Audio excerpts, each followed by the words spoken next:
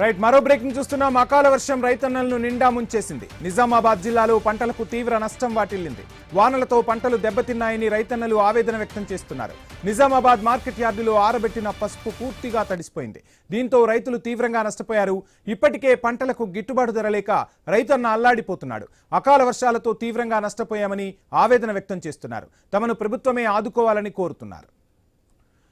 ఇక నిజామాబాద్ జిల్లాలో అకాల వర్షానికి సంబంధించి ఫుల్ డీటెయిల్స్ మా ప్రతినిధి శ్రీకాంత్ అందిస్తారు. శ్రీకాంత్, మొత్తంగా రైతన్నలకు తీవ్ర నష్టాన్ని మిగిల్చింది అకాల వర్షం. సో రైతన్నలు ఏమంటున్నారు? వ్యవసాయ అధికారులు ఎవరైనా ఇప్పటికీ దీనిపై స్పందించారా? డీటెయిల్స్ ఏంటి?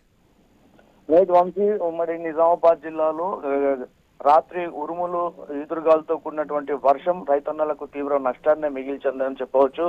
ప్రధానంగా నిజామాబాద్ జిల్లాలో పసుపు పంటను ఎక్కువగా పండిస్తారు. పాల్కొండ, ఆర్మూర్ నియోజకవర్గాల్లో ఈ పంటను ఎక్కువగా పండిస్తారు. దాదాపు 50,000 ఎకరాల్లో పసుపు పంట సాగు అవుతుంది. అదే పసుపు పంట వేలాది టన్నుల పసుపును మార్కెట్ కు రైతులు విక్రయించేందుకు నిజామాబాద్ మార్కెట్ కు తరలిచ్చారు.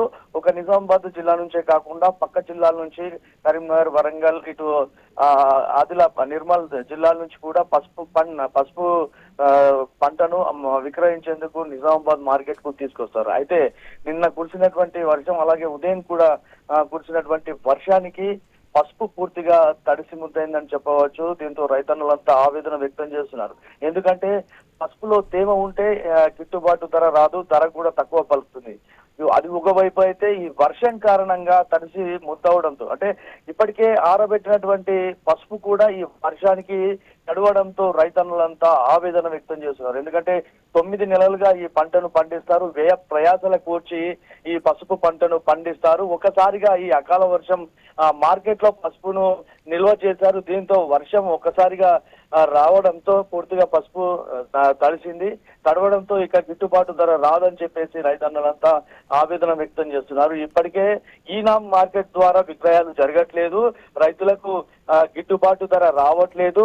సిండికేట్ గా ఏర్పడి దళారులంతా సిండికేట్ గా ఏర్పడి రైతులకు గిట్టుబాటు ధర ఇవ్వక రైతన్నలంతా ఇప్పటికే ఇబ్బంది పడుతూ ఉంటే ఈ అకాల వర్షం మరింత దెబ్బ తీసిందనే చెప్పవచ్చు. వారికి అసలే గిట్టుబాటు ధర లేక ఒకవైపు రైతన్న ఆవేదన వ్యక్తం చేస్తుంటే, ఇటు అకాల వర్షం పూర్తిగా పసుపు రైతును నష్టాల పాలే చేసిందని చెప్పవచ్చు. తమకు ప్రభుత్వమే ఆదుకోవాల్సిందిగా పసుపు రైతన్నలంతా వేడుకుంటున్నారు. ఇప్పటి వరకు ఏ అధికారి కూడా ఈ తడిసిన పసుపు పైన స్పందించినటువంటి దాఖలాలు లేవు. దీంతో ఉమ్మడి నిజామాబాద్ జిల్లా పసుపు రైతన్నలంతా ఆవేదన వ్యక్తం చేస్తున్నారు. మరోవైపు బోధనలో కూడా ఈదురుగాలతో కూడినటువంటి అకాల వర్షంతో వరి ధాన్యం పూర్తిగా తడిసి ముద్దైంది. అయితే ఇప్పుడు కోతల్లో ఉన్నటువంటి వరి ధాన్యం కూడా పూర్తిగా నేల పాలైందనే చెప్పవచ్చు. మరోవైపు మామిడి తోటల్లో కూడా పూర్తిగా ఈ ఈదురుగాలు, బలమైన ఈదురుగాలు వీచడం వల్ల మామిడి పంట కూడా తీవ్రంగా నష్టపోయిందనే చెప్పచ్చు. వంశీ, అయితే మొత్తానికైతే నిజామాబాద్ మార్కెట్ యార్డ్ లో పసుపు భారీగా తడిసిందని చెప్పవచ్చు. రైతులు చాలా నష్టపోయే అవకాశం అయితే ఉంది వంశీ.